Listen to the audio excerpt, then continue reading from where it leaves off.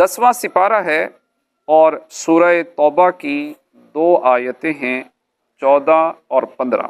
اللہ رب العزت کا فرمان عالی شان ہے، قاتلوہم یعذبہم اللہ بأیدیکم، تو ان سے لڑو، اللہ انہیں عذاب دے گا تمہارے ہاتھوں، وَيُخْزِهِمْ، اور انہیں رسوا کرے گا، وَيَنْصُرْكُمْ عَلَيْهِمْ،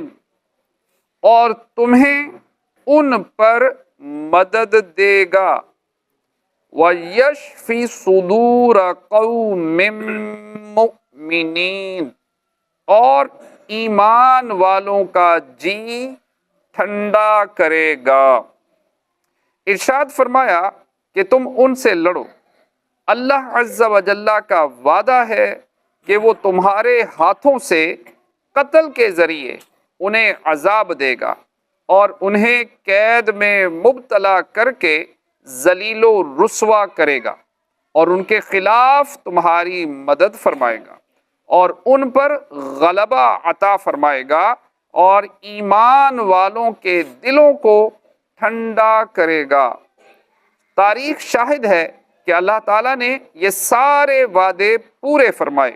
اور تاجدار رسالت صلی اللہ تعالی علیہ وآلہ وسلم کی دی ہوئی ساری خبریں سچ ثابت ہوئیں، اور آپ صلی اللہ تعالی علیہ وآلہ وسلم کی نبوت کا ثبوت واضح تر ہو گیا۔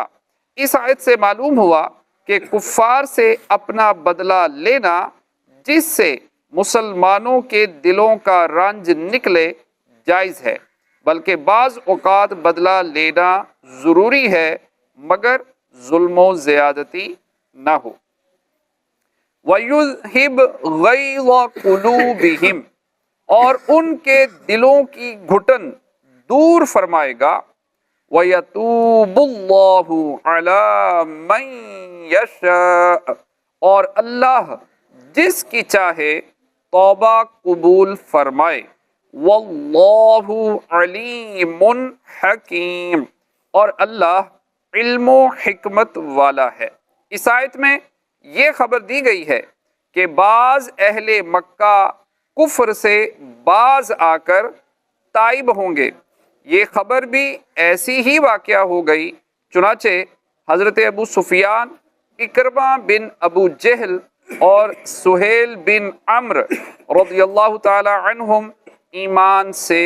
مشرف ہوئے۔ اللہ پاک کی بارگاہ میں دعا ہے جو پڑھا سنا عمل کی توفیق عطا فرمائے۔